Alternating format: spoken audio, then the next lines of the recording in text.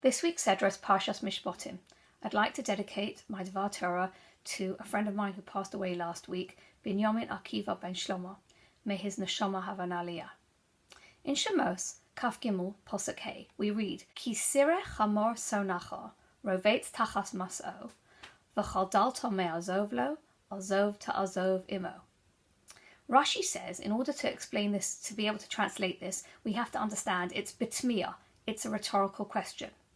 When you see your enemy's donkey suffering under the burden of the weight of its burden that it's carrying, v'chaldalto me'azov lo, are you going to prevent yourself from helping it? Azov ta'azov imo, you shall surely help with him. Another question is, why does it say imo? And the answer is, the person whose beast is carrying a burden can't say, well, you've got a mitzvah to help me, so I just won't do anything, I'll just have a cup of tea. He can't say that. If he doesn't help if you don't help with him, you've got no obligation. He can't just relax. If we've got an obligation to help the enemy's donkey, how much more so for our friend?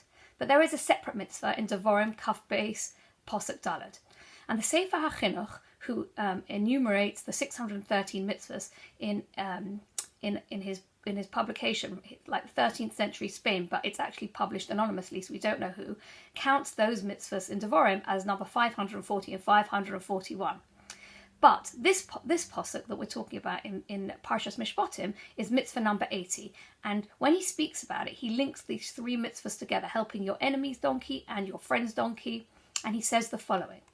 Misharshe ha-mitzvah, the root of this mitzvah, lelamed nafshenu, is to teach our souls, b'midas chemla shehi midah meshubachas, that we have to learn compassion, and it's a very important character trait.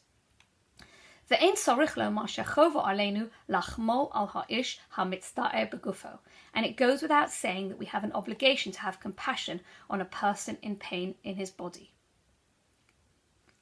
The Mishnah in Pirkei Avos, Vov 6:6, tells us there are 48 ways in which a person can acquire Torah, and I'd like to look at 4 of those ways.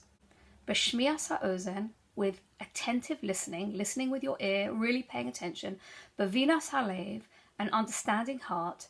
B'sichlos halev, with an intelligent heart, and especially referring to the posuk that I've been quoting, noseh ba'ol im chavero, a person who shares in the burden of a colleague. The Ramchal, Rav Moshe Chaim Luzzatto, who passed away in 1746, writes in Mesilas Yesharim and says that the Mishnah explains, it refers to the emotional loads and situations of stress.